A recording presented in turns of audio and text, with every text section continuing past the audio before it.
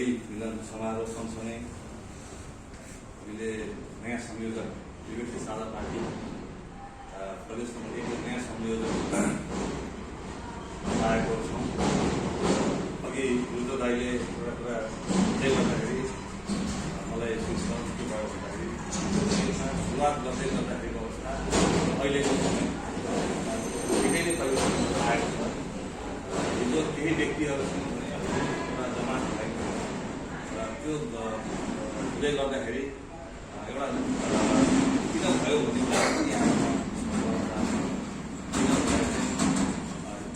यस पार्टीको जुन एउटा कन्सेप्ट छ या जुन हामीले बुझेको छौँ या हामीले रियलाइज गरेका छौँ, हामीले विभिन्न 40 सालभित्र विभिन्न चिजहरूलाई भोग्दै गर्दाखेरि धेरै चिजहरू भोग्यौँ। हामीले 40 सालको परिवर्तन भोग्यौँ, माओवादी परिवर्तन भोग्यौँ, कङ्ग्रेसवादी भोग्यौँ लगायत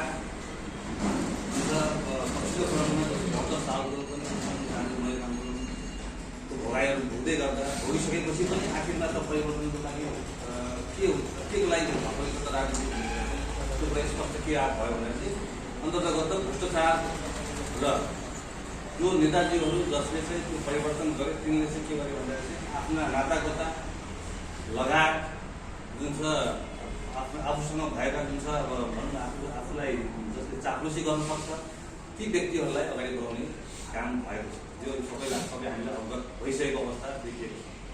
त्यही पनि के छ भन्दाखेरि चाहिँ अहिले पनि हाम्रो रियलाइजेसन के छैन भन्दाखेरि चाहिँ हेरौँ न त केही गरिहाल्छौँ कि अझै पनि भन्ने कुराको हामीले ठुलो महसुस गरेका छौँ। आम नेपालीको मैले अन्य पार्टीमा भएका साथीहरूको कुरा बुझ्दै गर्दाखेरि उहाँहरूको के हो भन्दाखेरि चाहिँ कतै गरिहाल्छ कि नेपाली कङ्ग्रेसले परिवर्तन गर्छ कि या कि अब हिजो नेकपा आएको अहिले अब अन्तिम कुरा बेसिक कुराहरूमा उहाँहरूले क्लियर हुनु रियलाइज गर्दै गर्दाखेरि उहाँले गरेको गल्तीलाई हामीले पनि दोहोऱ्याउने हो कि हामी पनि आखिरमा यही भूमिमा यही उसमा जुन सराउन्डिङमा जुन छ हामी पनि यसमै जुन छ अघि एकजना अग्रज दाइले के भन्नुभयो भन्दाखेरि चाहिँ संस्कारमा कति चिजहरू आएको छ, कति कुराहरू अनि भ्रष्टाचार जस्तै अब भ्रष्टाचार मालपोतदारले जाँदै गर्दाखेरि चाहिँ एउटा के त भन्दाखेरि चाहिँ त्यहाँ जग्गाको चिजमा मिलाउनु पर्ने कुराहरू हुन्छ। त्यहाँ धेरै चिजहरू के छ जक्डिएको अवस्था देखिएको छ।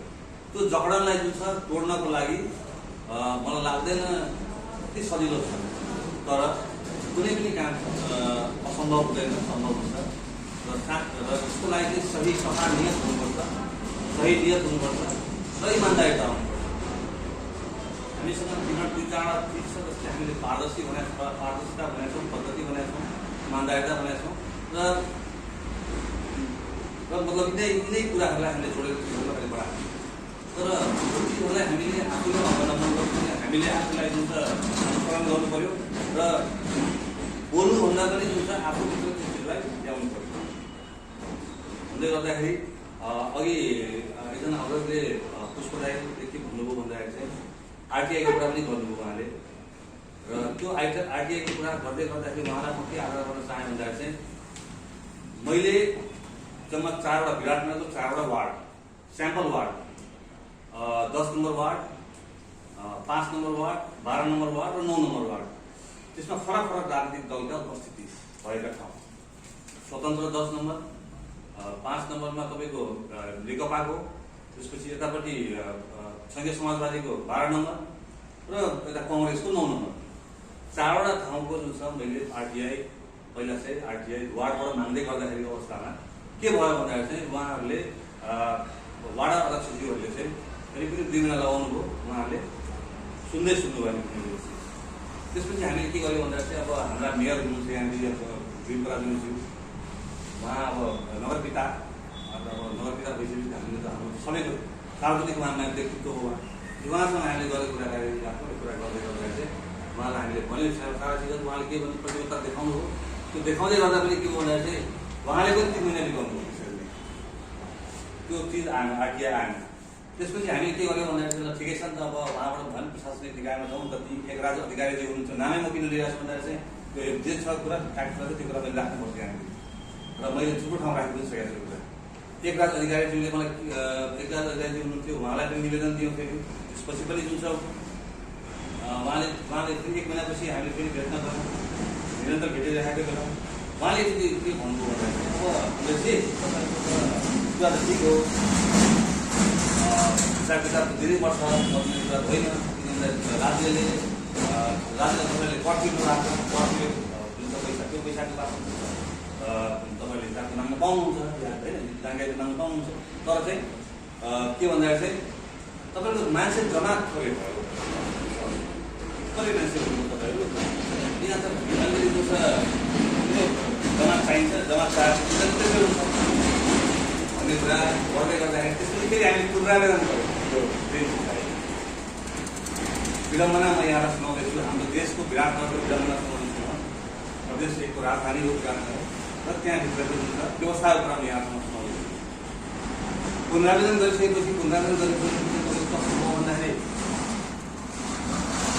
अब आयो फेरि उसले चिठी काटेको भाडा खासेर चिठी काटेको, त्यसपछि पनि कुनै पनि आयो। 6 महिना 1 वर्ष बित्यो, हामीले पाउनुपर्ने चिज जुन आरटिआई भनेर अघि मलाई गजब कुरा भोकै यो कुरा हामीले पाउनुपर्ने अधिकारको कुरा हो नि त्यो। हामीले तिरेको छ, कर तिरेको छ हामीले, प्रत्येक ठाउँमा कर तिरेको छ हामीले, मतलब चाहिने नचाहिने कर तिरेको छ हामीले। तर के भन्दा चाहिँ हामीले त्यो हिसाब किताब यसो हेरौँ र हामी भन्दाखेरि चाहिँ त्यो हामी हेर्न नपाउने भन्ने अब व्यवस्थामा छौँ हामी। बडा गाह्रो छ देश परिवर्तन गर्नको लागि। तर त्यसको लागि चाहिँ उहाँले एकराजीले एउटा बडा राम्रो कुरा के गर्नु भएको थियो भन्दाखेरि चाहिँ तपाईँहरूले जमात एउटा बनाउनुहोस् न भन्ने गर्नु भएको थियो। त्यो मेरो दिमागमा साइड थियो। अब जमात बनाउँदै गर्दा कपाला जमात बनाउने त भन्ने कुरा आउँछ नि त। जमात बनाउँदै गर्दा त यहाँ त मैले त थुप्रो मान्छे चिन्छु, ती मान्छेले सबैले भेला गरेर जाने हो कि त्यहाँ पनि अर्कै थोक होला।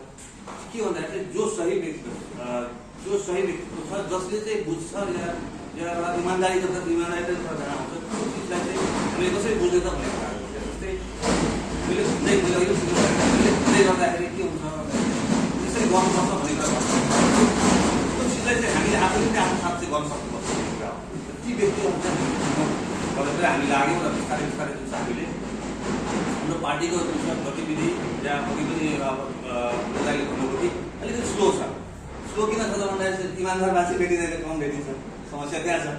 इमान्दार मान्छे अब भेटे भयो भने त तुरुन्तै बन्छ, किन हाम्रो पार्टी स्लोगन त्यस्तो भ्रष्टाचार विरोधी काम पुरा हामी गर्छौँ होइन। राम्रो जुन छ हामी भ्रष्टाचार गरेर कमाउने कुरा गर्दैनौँ, हामी गुन्डा तन्त्रलाई जुन छ हामी जुन छ सपोर्ट गर्दैनौँ, हामी कुनै पनि यस्तो चिजलाई हामी जुन सपोर्ट गर्दैनौँ जसले चाहिँ नेगेटिभ कुराहरू गर्छ सोसाइटीको लागि। अनि त्यसमा त्यसभित्र आउने जुन छ यिनी जुन जति अहिले जुन जमात हामी देख्छौँ यो 1 लाख बराबर जमात जस्तो मलाई महसुस हुन्छ।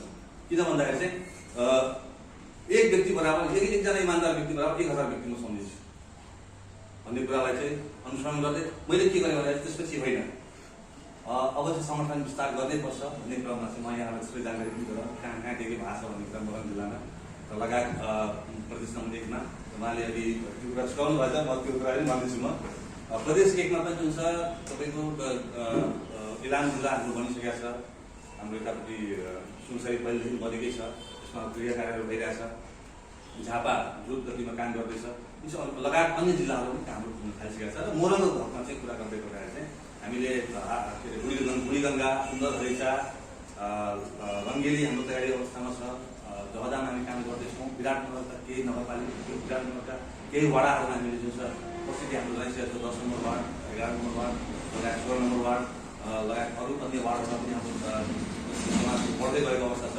र यो चिज किन जरुरी पर्यो भन्दाखेरि चाहिँ एउटा जमात चाहिन्छ अलिकति प्रेसराइज गर्नको लागि भन्ने कुरा चाहिँ त्यो कुराको रियलाइजेसन हो। जुन हामीले हाम्रो अधिकार छ त्यो अधिकार पाउनको लागि हामीले पाउन सकेनौँ। जबकि सबैले चिन्छ, सबै चिन्दछ, भ्रष्टाचार विरोधी अमलेश पाण्डे भन्छ भन्दै गर्दाखेरि मैले आफूलाई भ्रष्टाचार विरोधी आज अघि पनि एउटा अर्को कुरा के देखिरहेको भन्दाखेरि एउटा उमेर छ, यो उमेरमा जुन छ हामीले अब राम्रो काम गरेर जानुपर्छ भन्ने पनि कुरा आएको छ। म पनि 45-46 वर्ष 50 वर्षको मान्छे म। अब मेरो समय कति भन्दाखेरि चाहिँ 15 वर्ष होला, 20 वर्ष होला, केही नहुन पनि सक्छ। र त्यो समयभित्रमा जुन छ कुनै पनि प्रकारको हुन्छ, कुनै पनि प्रकारको अहिलेसम्म गरिएन गतिविधिहरू, त्यस्तो खालको गतिविधिहरू जसले चाहिँ मलाई आक्षेप लागोस् र च्यालेन्ज पनि के गर्छु भन्दाखेरि यदि त्यस्तो कुनै चिजहरू छ भने मेरो उसमा छ भने त्यो कुरालाई म अगाडि सर्छ स्वीकार गर्छु भन्दै गर्दा त्यो समयमा जुन छ जति सक्दो जुन छ पोजिटिभली देशको लागि काम गर्नुपर्छ। किन गर्नुपर्छ भन्दाखेरि चाहिँ मेरो बालबच्चाहरू बढ्दै गइरहेका छन्। मेरो बालबच्चालाई चाहिँ मैले चाहिँ विदेशै गएर चाहिँ त्यहाँ चाहिँ कमाउनलाई पठाउने मेरो मन चाह छैन। कमसेकम मेरो देश बनेको छ, मेरो देशमा राम्रो व्यवस्था छ, राम्रो चिजहरू छ भने यहीँनिर उनीहरूको जुन छ करियर बन्छ भने म किन पठाउने बाहिर भन्ने कुरा तिनै मेरो बालबच्चाको लागि, मेरो बालबच्चा जस्तै अरूका पनि बालबच्चा छन्, तिनै बालबच्चाहरूको लागि जुन छ यो काम यो जुन छ यो त्यसमा मैले हालेको म स्वार्थी छु अलिकति। किन भन्दाखेरि चाहिँ पहिला घर हेर्छु त्यसपछि जुन छ देश पनि हेर्छु भन्ने कुरा भन्दै गर्दा के भन्दाखेरि चाहिँ यो मेरो मात्रै समस्या ठुलो समस्या छ, ठुलो समस्या छ। अघि 60 लाख पनि कुरा आएको छ, 60 लाख युवा हुनुहुन्छ विदेशमा हुनुहुन्छ। 60 लाख मात्रै हुन्न, मोर देन 80 लाख मोटामोटीको आधारमा 3 करोड जनसङ्ख्यामा 80 लाख जनसङ्ख्या जुन छ विदेश छ। तिनको म्यान्डेटै छैन यहाँको अहिलेको अहिलेको राजनीतिक दलहरूले चाहिँ जुन अहिले जितेर बसेका छन् तिनलाई म्यान्डेटै दिएको छैन ती साथीहरू जो कि लायक छन्, जो कि बोनाफाइड छन्। अघि महेन्द्रले जो कुरा पनि भनिसक्नु भएको छ। त्यसपछि के हो त भन्दाखेरि हामी कुन दिशातिर गइरहेका छौँ र अब कुन दिशातिर जानुपर्छ भन्ने कुराको रियलाइजेसन गर्दै हामीले आत्मआलोचना हामीले आफैले पनि कति गल्ती गरेका छौँ भने त्यसलाई सुधार्दै जानुपर्छ जस्तो मलाई लाग्छ। अग्रजहरू धेरै गरेर भनिसक्नु भएको छ र महेन्द्रले पनि राम्रो कुराहरू भन्नुभएको छ। मलाई पनि त्यस्तो म पनि पोलिटिकल लिडर हिजो पनि थिएन, म एउटा सामाजिक अभियन्ताको रूपमा मैले काम गरिरहेको थिएँ होइन। यो मैले चाहिँ कन्ज्युमर राइट्सको विषयमा काम गरिरहेको थिएँ। हाम्रो फाइन राइट्समा पनि भेट हुन्छ बेला बेलामा। मदिराको विषयमा पनि कतिचोटि हामी डेलिगेसन गएको छौँ। म एन्टी करप्सनको मुभमेन्टलाई पनि म चलाइरहेको थिएँ। तर के देखियो भन्दाखेरि यो विवेकशील साझा पार्टी चाहिँ सबै थोकको यो ठाउँबाट यो फ्लोर हो र यसमा चाहिँ आइसकेपछि के हुन्छ त भन्दाखेरि चाहिँ सबै कुरा सम्बोधन गर्न सकिन्छ भनेपछि चाहिँ मेरो अभियानसँग मिलिसकेपछि म चाहिँ विवेकशील साझा पार्टीमा 2074को उसमा चाहिँ चुनावमा चाहिँ मेरो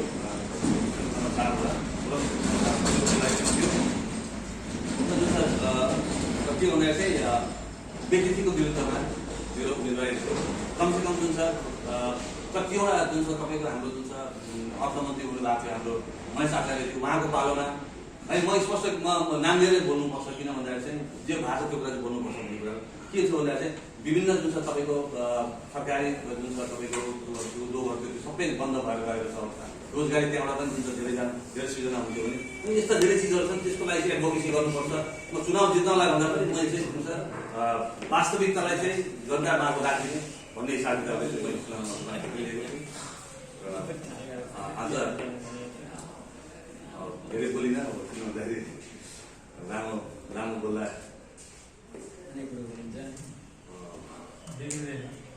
बिग्रिँदैन। यस्तो छ अब यो हामी पोलिटिकली जुन छ प्रयास छैन, अभ्यास छैन। कहिले पनि जुन छ त्यो चिजलाई सोचेर राजनीति गर्छु भनेर चाहिँ कहिले सोचेकै थिइनँ मैले।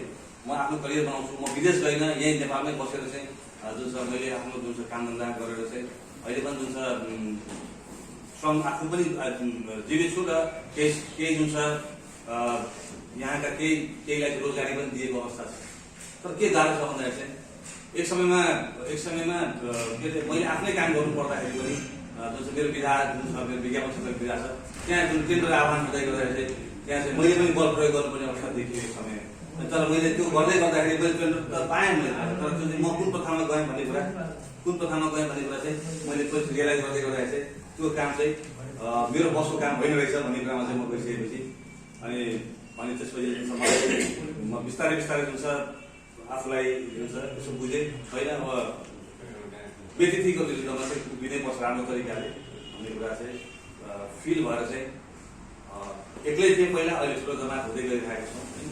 अब एउटै विचार छ, देश बनोस्, देश समृद्ध होस् र यहाँको युवा शक्तिहरू जुन छ विदेश पलायन होस्, यहीँ भएर जुन छ यही देशलाई चाहिँ जुन छ सम्भावना बोकेको देश हो। यो विभिन्न चिजको सम्भावना बोकेको टुरिज्म छ, उहाँले भनिहाल्नु टुरिज्मकै कुरा उहाँले गर्नुभएको छ। त्यतिले जुन छ मलाई लाग्छ कि जुन छ यहाँको लिभिङ स्ट्यान्डर्ड लाइफस्टाइल मान्छेको यहाँको जुन छ यहाँको जनताको लाइफस्टाइल त्यसै बढेर जान्छ।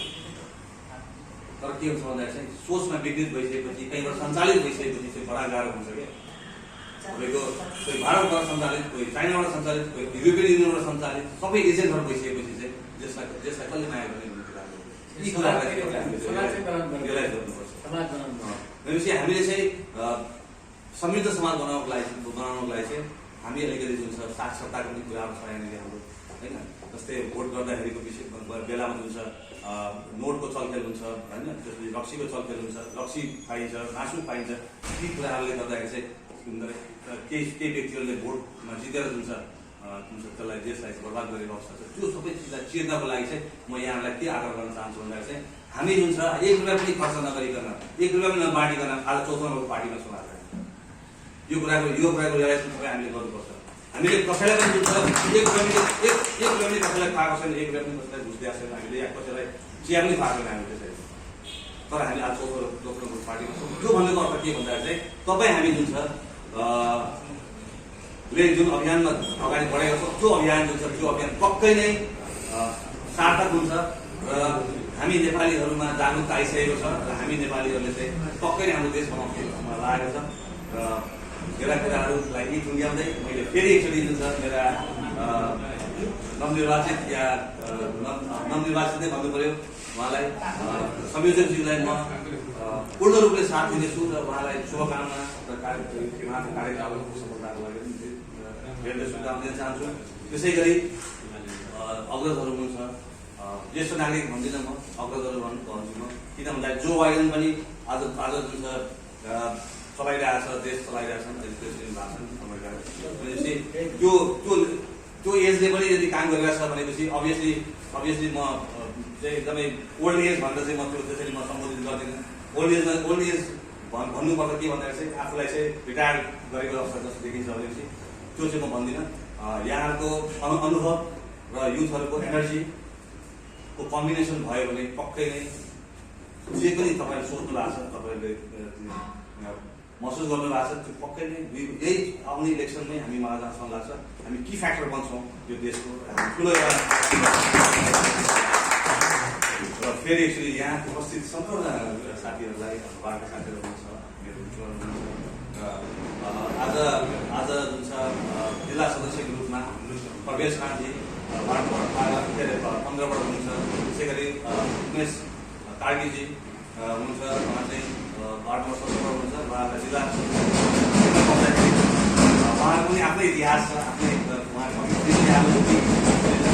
म कुनै पार्टीमा थिएँ र त्यो चिजलाई भ्रष्टाचारको कुरा हेरिसकेपछि चाहिँ तपाईँको उहाँले आफूलाई गर्नुभएको यतातिर आउनु भयो। त्यो चाहिँ सबै कुरालाई बुझ्दै म यहाँलाई आइदिनु भएको धन्यवाद। र जलपानको व्यवस्था छ, जलपान पनि गरौँ र यसो तस्विरहरू यसो लिखेको तस्विरहरू पनि खिचौँ, के भएन आजको यो होलीको कार्यक्रममा। यति भन्दै रियाद गर्दै यहाँहरूलाई धन्यवाद।